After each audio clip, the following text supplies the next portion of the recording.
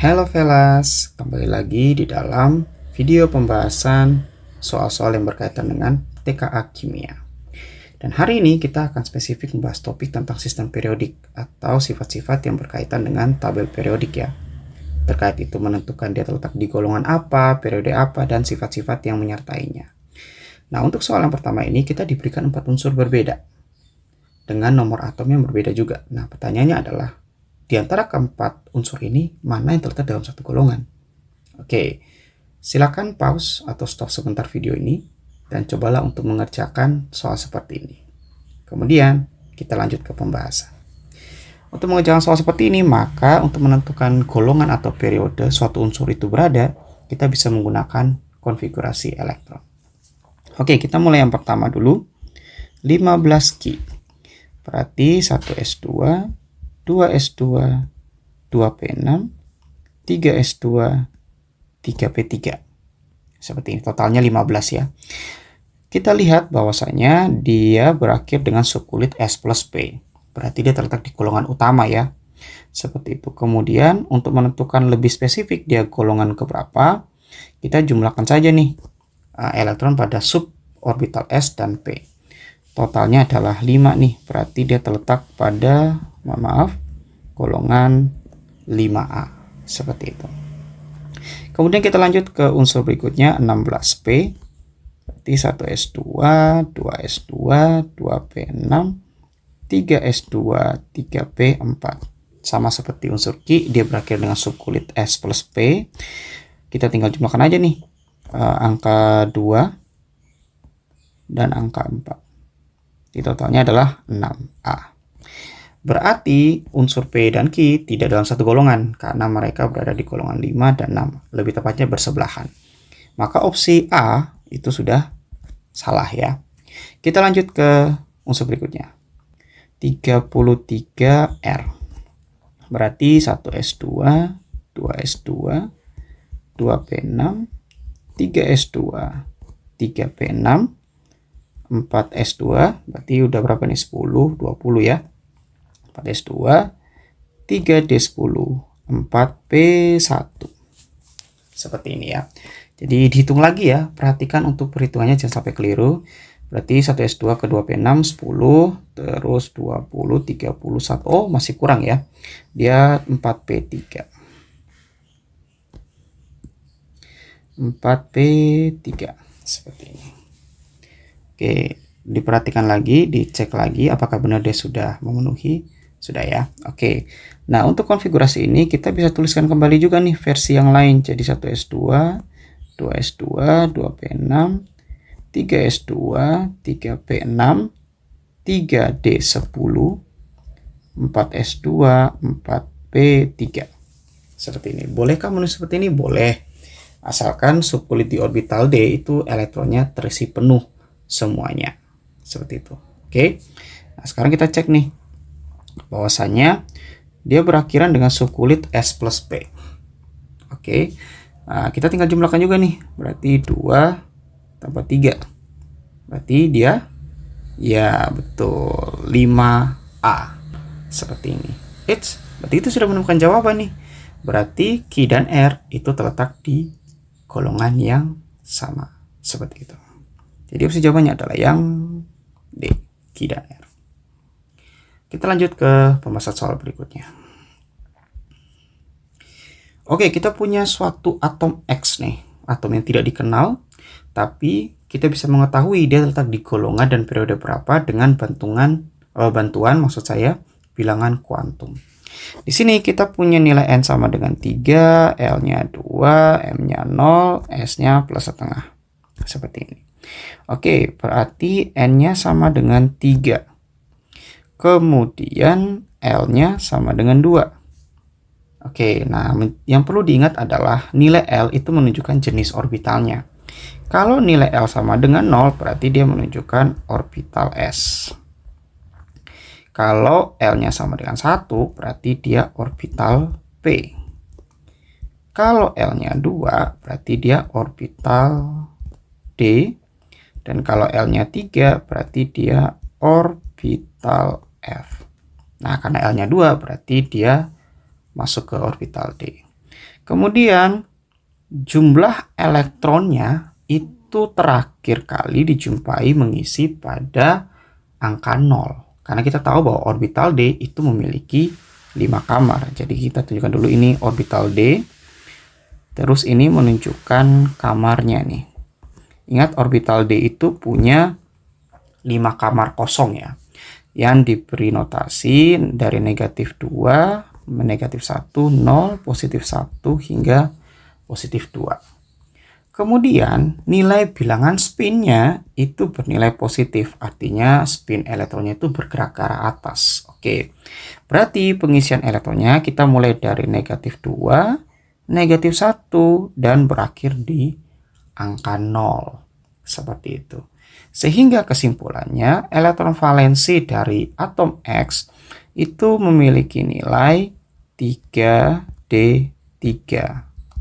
Seperti ini. Nah, maka atom X sendiri itu memiliki konfigurasi elektron totalnya menjadi seperti ini. 1s2, 2s2, 2p6, 3s2, 3p6, 4s2, 3d3. Seperti ini. Oke, jadi tadi kita berusaha mencari konfigurasi untuk elektron paling akhir atau luar. Baru kemudian step berikutnya kita menghitung secara keseluruhan berapakah jumlah elektron untuk atom X. Nah, berdasarkan konfigurasi elektron seperti ini, maka kita lihat dia berakhir dengan subkulit S plus D di situ. Berarti dia termasuk golongan B ya. Golongan B. Golongan B berapa? Nah, kita jumlahkan nih bilangannya. Jadi 2 ditambah 3. Berarti sama dengan 5 ya. Berarti dia terletak di golongan 5B. Golongan 5B seperti ini. Dan dia terletak pada periode keempat. Jadi kalau misalnya ada dua angka yang berbeda, pilihlah angka yang paling besar. Seperti itu. Jadi periode keempat. Sehingga opsi jawabannya adalah yang D. Seperti itu. Oke. Kita lanjut ke soal berikutnya. Nah, suatu unsur memiliki konfigurasi elektron seperti ini. Jadi argon 3D3, 4s2. Argon itu 18 ya. Berarti totalnya dia punya 23 elektron. Nah, pertanyaannya adalah di antara opsi jawaban ini, manakah yang jawaban paling tepat? Oke, dan di sini pernyataannya udah jelas ya, bahwasannya pilihan jawabannya lebih dari satu. Oke, opsi yang pertama terletak pada periode keempat. Apakah benar? Ya, betul, dia tetap pada periode keempat. Jadi kalau misalnya ada angka yang berbeda di elektron valensinya, maka kita ambil yang angkanya paling besar, sehingga opsi jawaban yang pertama itu benar. Jadi kalau dia berakhir dengan subkulit S plus D, maka tidak mungkin dia terletak pada golongan utama atau A. Tapi dia terletak pada golongan B ya. Sehingga opsi yang kedua itu salah. Seperti itu. Kemudian dia termasuk golongan transisi. Ya, golongan transisi ya. Karena dia sudah berakhir dengan subkulit S plus D, maka dia termasuk golongan transisi. Ini benar. Kemudian bilangan oksidasi tertingginya adalah positif 2. Bukan ya. Kenapa? Karena kita lihat di sini bahwasanya orbital D-nya itu juga masih terisi 3 elektron. Sehingga kalau di total untuk menentukan bilangan oksidasi tertingginya, maka orbital yang berlaku untuk penentuan bilangan oksidasi tertinggi di sini itu juga selain orbital S tapi juga orbital D. Jadi kalau di total jumlah elektronnya kalau dilepas itu totalnya adalah 3 ditambah 2 yaitu 5. Sehingga opsi yang keempat ini jawabannya salah. Jadi bilangan oksidasi tertingginya bukan positif 2 ya. Kemudian dia bersifat unsur logam. Ya benar, karena kalau terletak di golongan transisi biasanya dia termasuk golongan logam atau unsur logam. Seperti ini. Maka jawaban yang benar di sini adalah pernyataan pertama, ketiga, dan kelima. Seperti itu. Kita lanjut ke soal berikutnya. Oke, di sini kita diberikan satu soal yang cukup kompleks dan panjang. Sehingga teman-teman harus lebih berhati-hati untuk mengerjakan soal dengan tipe seperti ini. Jadi ini gabungan antara konsep stoikiometri dan struktur atom atau sifat periodisitas juga ada di situ ya. Oke, untuk mengerjakan soal seperti ini, langkah pertama yang harus dilakukan adalah kalau ada reaksi dan itu belum setara, kita setarakan terlebih dahulu. Nah, kita lihat nih, L itu di sebelah kanan ada 2, sedangkan di sebelah kiri hanya 1. Maka kita tambahkan koefisien 2 di situ. Kemudian SO4 itu ada 3 di sebelah kanan. Maka di sebelah kiri pun kita harus kalikan dengan 3. Caranya dengan menambahkan koefisien 3 di H2SO4. Nah, sekarang jumlah hidrogennya menjadi 6. Sedangkan di sebelah jumlah hidrogennya di sebelah kiri ada 6, tapi di sebelah kanan hanya 2. Maka kita tambahkan koefisien 3 untuk H2 sehingga di akhir reaksi ini sudah setara semua. Kemudian langkah berikutnya adalah kita diberikan 6,72 liter gas hidrogen yang dihasilkan dari reaksi tersebut pada keadaan STP. Maka kita bisa menentukan nih jumlah mol hidrogen saat STP. Seperti itu. Jadi tahap pertama atau tahap berikutnya kita menghitung nih molnya H2, yaitu dengan cara membagi 6,72 dibagi dengan volume STP-nya, yaitu 22,4. Hasilnya adalah 0,3 atau 3 kali 10 pangkat min 1. Seperti itu. Kemudian, karena kita fokusnya ke logam L, maka kita langkah berikutnya kita menghitung jumlah mol untuk logam L. Berarti molnya L itu kita bisa menggunakan perbandingan koefisien reaksi. Jadi koefisiennya L dibagi koefisiennya H2SO4 dikali dengan molnya molnya H2 ya, bukan H2SO4. Seperti ini. Maka koefisien L-nya 2 dibagi 3 dikali 3 kali 10 pangkat min 1. Hasilnya adalah 2 kali 10 pangkat min 1 ya. Seperti itu. Nah, kita udah mendapatkan molnya L nih. Nah, sekarang kita mau menentukan dulu nih nomor massa dari si L. Jadi, tahap yang ketiga, untuk menentukan nomor massa atau ARL, kita tinggal membagi saja massa logam L dibagi dengan molnya logam L. Massanya logam L adalah 5,4 ya. Jadi 5,4 bisa kita tuliskan sebagai 54 kali 10 pangkat min 1 dibagi 2 kali 10 pangkat min 1. Nah, dengan seperti ini kan ada yang bisa dicoret, sehingga 54 dibagi 2 hasilnya adalah 27. Seperti itu. Langkah berikutnya adalah, nah, L ini kan menunjukkan nomor massa. Tapi untuk menentukan golongan periode kita butuh nomor atom. Maka kita perlu mencari nomor atomnya L. Nah, nomor atom L itu bisa kita hitung dari selisih antara nomor massa, yaitu AR-nya, dikurangi dengan jumlah neutron. Seperti itu. Jadi, nomor massa 27 dikurangi jumlah neutronnya adalah 14. 14 ya. Sehingga hasilnya adalah 13. Nah, baru setelah kita mendapatkan nomor atom, kita menentukan konfigurasi untuk atom L ya, atau logam L. Jadi 1s2, 2s2, 2p6, 3s2, 3p1. Seperti ini. Nah, dia berakhiran dengan subkulit S plus P nih. Berarti dia golongan A ya. Kita tinggal jumlahkan saja jumlah elektron di kulit 3s2 dan 3p1. Totalnya adalah 3. Maka dia terletak pada golongan 3A periode ke-3. Seperti itu. Jadi jawabannya adalah yang C. Seperti ini. Kita lanjut ke pembahasan soal berikutnya. Oke. Saya punya unsur nitrogen dan unsur oksigen dengan nomor atom yang berbeda. Dan ada beberapa opsi pilihan jawaban yang harus kita pilih, manakah yang jawaban yang tepat. Oke. Yang pertama adalah energi ionisasinya N lebih besar daripada O. Oke, jadi kita kembali lagi ke pengertian dulu ya.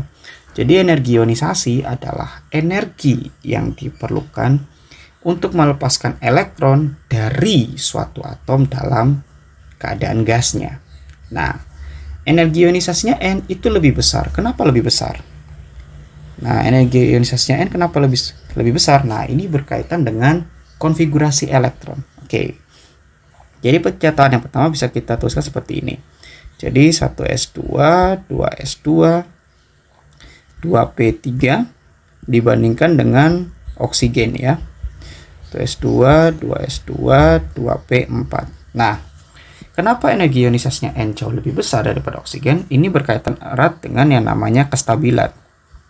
Jika kita perhatikan bahwasannya orbital P yang dimiliki oleh atom nitrogen itu setengah terisi atau setengah penuh. Nah, karena setengah penuh, maka dia cenderung lebih stabil dibandingkan dengan oksigen yang tidak terisi setengah penuh ya. Bahkan dia lebih karena ada 4 elektron di situ. Sehingga untuk melepaskan elektron di kulit paling akhir untuk atom nitrogen itu membutuhkan energi yang lebih besar ketimbang oksigen. Seperti itu. Jadi ini berkaitan erat dengan kestabilan ya. Seperti itu. Jadi pernyataan yang pertama itu benar.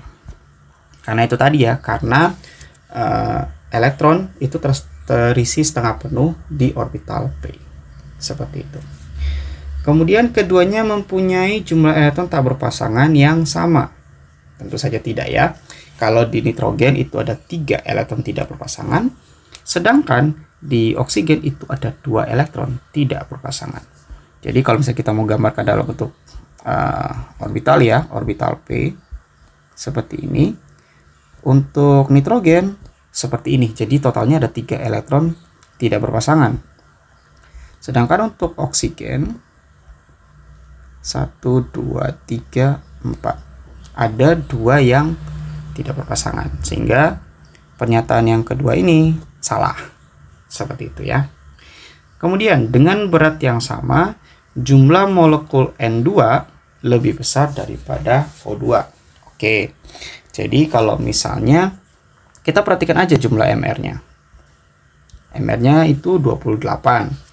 Terus oksigen itu 32. Nah, kita misalkan dulu aja nih. Kita misalkan aja dengan misalnya massa dari N2 itu adalah 4 gram. Misalnya seperti itu ya. Terus massanya O2 itu juga sama nih, 4 gram. Nah, sekarang kita coba hitung molnya. Jadi molnya N2 ya. Berarti 4 per 28 ya, Ya. 28 sama dengan 1/7. Kemudian molnya O2 berarti kan 4 dibagi 32, 1/8 seperti ini.